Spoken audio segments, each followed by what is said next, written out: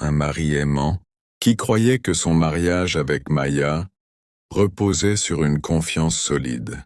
Le jour approchait, leur 10e anniversaire de mariage. Plein d'enthousiasme, ils voulaient trouver un cadeau spécial, quelque chose qui symboliserait leur amour. Un soir, alors qu'ils fouillaient dans le grenier pour chercher une boîte ancienne contenant quelques bijoux familiaux, il découvrit par hasard un petit carnet en cuir, soigneusement attaché par une ficelle. Intrigué, il l'ouvrit. Au début, il n'y avait rien d'étonnant. Des souvenirs d'enfance, des pensées sur leur mariage, des mots tendres à son égard. Arman souriait en lisant les premières pages, touché par la douceur de son épouse. Mais très vite, l'ambiance changea. Dans les pages plus récentes, il remarqua des phrases étranges. « Rendez-vous à 18h près du café de la gare. Ce soir, je dois mentir encore une fois à Arman. Quand je suis avec lui, j'oublie que je suis marié. » Le cœur d'Arman s'arrêta presque. Au début, il pensa qu'il s'agissait peut-être d'un roman qu'elle écrivait pour elle-même. Mais plus il avançait, plus les détails étaient précis. Les lieux, les dates, les émotions. Il sentit son souffle devenir lourd. Sa main tremblait en tenant le carnet. Était-ce possible? Sa Maya pouvait-elle mener une double vie? Arman referma le journal brusquement, comme si les mots allaient le brûler. Dans sa tête, 1000 questions se bousculaient. Devait-il l'affronter immédiatement? Devait-il croire à ce qu'il venait de lire? Pourtant, une petite voix intérieure lui soufflait. « Attends, observe. Découvre toute la vérité avant de juger. » Il remit le carnet à sa place, feignant de n'avoir rien vu. Mais ce soir-là, en regardant sa femme préparer le dîner, il ne voyait plus la même personne. Chaque sourire lui paraissait faux, chaque geste trop parfait. Arman venait d'ouvrir une porte, qu'il aurait peut-être préféré garder fermée, mais maintenant il n'avait plus le choix. Il devait savoir. Le lendemain matin, Arman se leva plus tôt que d'habitude. Maya dormait encore, paisible, comme si de rien n'était. Il la regarda quelques instants, partagé entre l'amour, qu'il avait toujours ressenti, et le doute cruel, qui rongeait désormais son esprit. Pendant le petit déjeuner, il essaya d'agir normalement. Maya souriait, parlait de la liste des courses, de leurs projets pour la fin de semaine. Rien, absolument rien, ne laissait paraître une trahison. Pourtant, chaque mot résonnait différemment dans la tête d'Arman. « Tu travailles tard ce soir ?» demanda-t-il d'une voix faussement neutre. « Oui, une réunion imprévue, » répondit-elle sans hésiter. Un frisson parcourut Arman. La phrase ressemblait exactement à celle notée dans le journal. Il décida de ne pas se précipiter. Au lieu de ça, il se mit à observer, à noter ses gestes, ses absences, ses excuses. Petit à petit, il remarqua des incohérences, un parfum inconnu sur ses vêtements, des appels qu'elle raccrochait rapidement lorsqu'il entrait dans la pièce, des messages qu'elle effaçait avec trop de précaution. Un soir, alors qu'elle prétendait travailler tard, Arman la suivit discrètement. Son cœur battait à tout rompre, chaque pas résonnait comme une trahison à sa propre confiance. Maya quitta leur maison élégamment habillée, bien plus que pour une simple réunion de travail. Arman garda ses distances, dissimulé dans l'ombre des rues. Il la vit entrer dans un petit café près de la gare. Quelques minutes plus tard, un homme entra à son tour.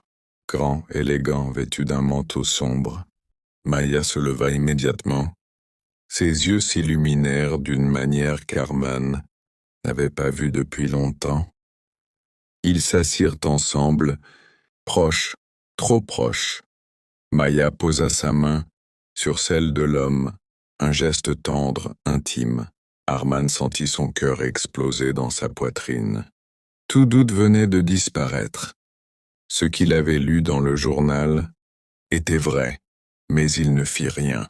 Pas un cri, pas une confrontation.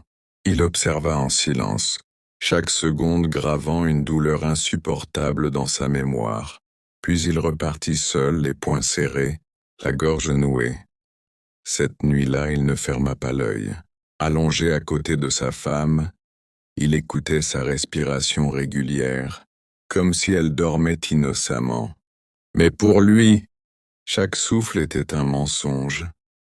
Arman se jura de ne pas agir dans la précipitation. Il voulait des preuves. Il voulait comprendre jusqu'où allait cette trahison. Le journal n'était que le début.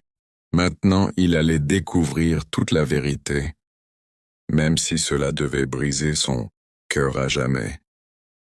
Les jours suivants furent un véritable supplice pour Arman. Chaque matin, il se levait avec un sourire forcé.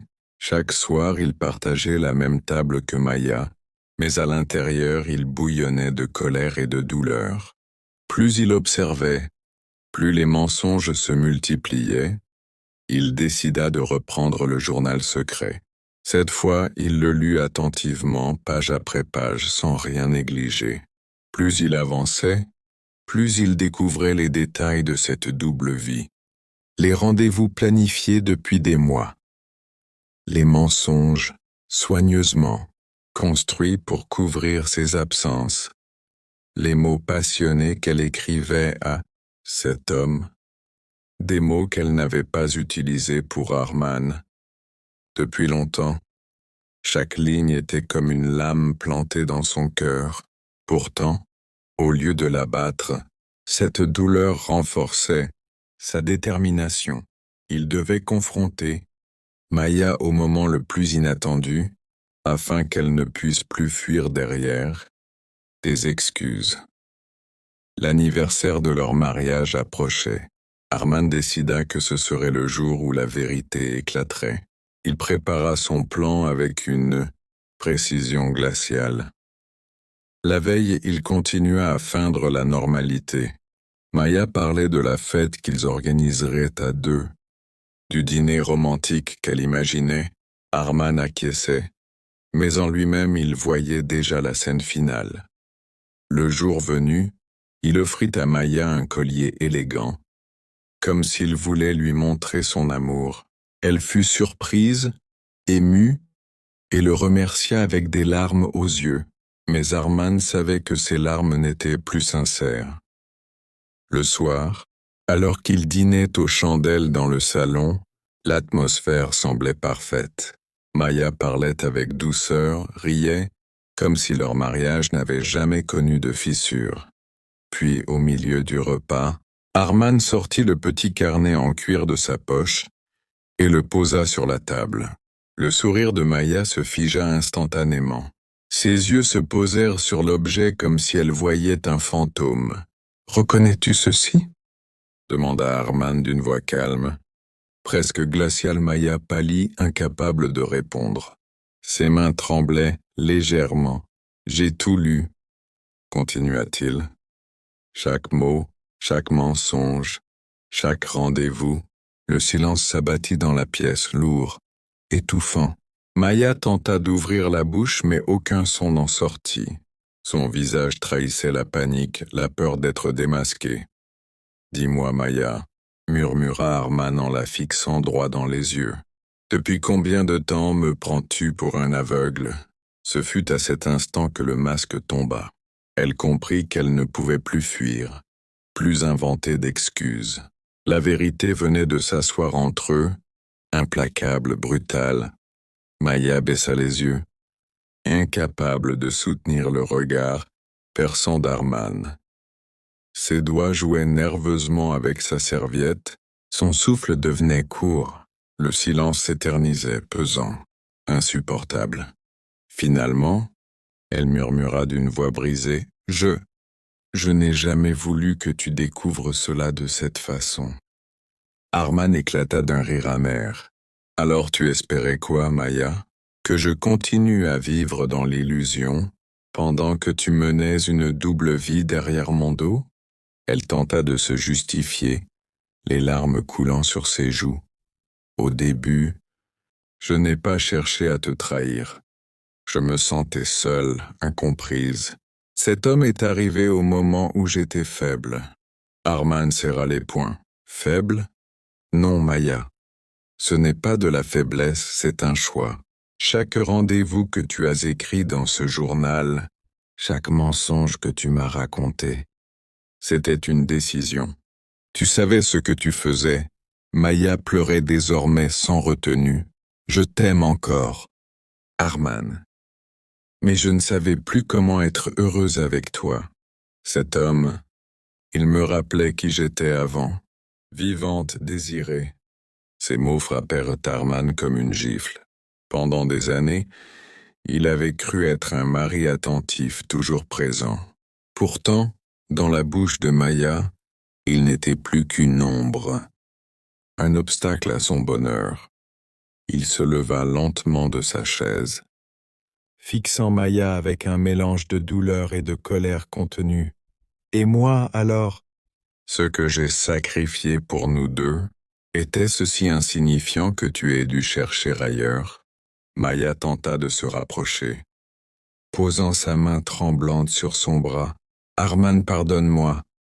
Ce n'était pas toi. C'était moi, mes manques, mes faiblesses. Je n'ai jamais voulu te perdre. » Arman retira violemment son bras, ses yeux brillants de rage. « Tu m'as déjà perdu. » Maya, le jour où tu as posé le premier mensonge dans ce journal, tu as détruit tout ce que nous étions. Un silence glacial emplit la pièce. Les bougies continuaient de brûler, projetant des ombres dansantes sur les murs. Comme un cruel contraste avec la froideur de leur cœur, Maya s'effondra en sanglots, mais Arman resta immobile, le regard dur, impitoyable. Pour lui, la vérité venait enfin d'éclater au grand jour. Mais au lieu d'apporter la paix, elle ne faisait qu'ouvrir une plaie béante, impossible à refermer. La nuit était avancée. Les bougies s'étaient consumées presque entièrement, ne laissant qu'une lueur vacillante dans la pièce. Le silence, entrecoupé seulement des sanglots étouffés de Maya, pesait comme une chape de plomb. Arman, debout face à la fenêtre, regardait l'obscurité. Dans son esprit, des images défilaient, leur premier jour de mariage, leurs rires partagés, les promesses échangées. Tout cela semblait désormais si lointain, presque irréel. « Arman, je t'en supplie, ne me quitte pas », gémit Maya, les yeux gonflés de larmes. Il se retourna lentement. Son regard, autrefois tendre, était désormais froid et tranchant comme une lame. « Quitté ?» répondit-il d'une voix glaciale. « Tu m'as quitté il y a longtemps.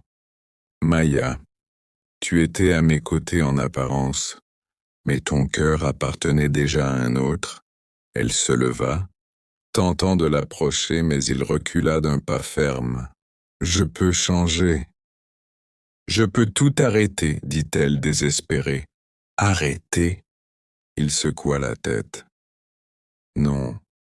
Ce qui a été détruit ne peut pas être réparé. La confiance est morte. Et sans confiance, il n'y a plus de nous. » Les mots tombèrent comme un coup près. Maya s'effondra à nouveau sur sa chaise, vidée de toute force. Elle comprit que cette fois, il n'y aurait pas de pardon. Pas de seconde chance. Arman prit son manteau, marcha vers la porte sans se retourner. Chaque pas résonnait comme une séparation définitive. Avant de sortir, il s'arrêta un instant, sa main posée sur la poignée. Sans lever les yeux vers elle, il dit simplement « Adieu, Maya ». La porte se referma derrière lui avec fracas. Maya resta seule dans la pièce, entourée de silence et de regrets. Le journal secret, posé sur la table, semblait la regarder témoin muet de ses fautes. Dehors, Arman marcha dans la nuit fraîche, le cœur brisé mais déterminé. Il savait que la douleur serait longue, qu'il porterait cette cicatrice pour toujours, mais il savait aussi qu'il ne pouvait plus vivre dans le mensonge.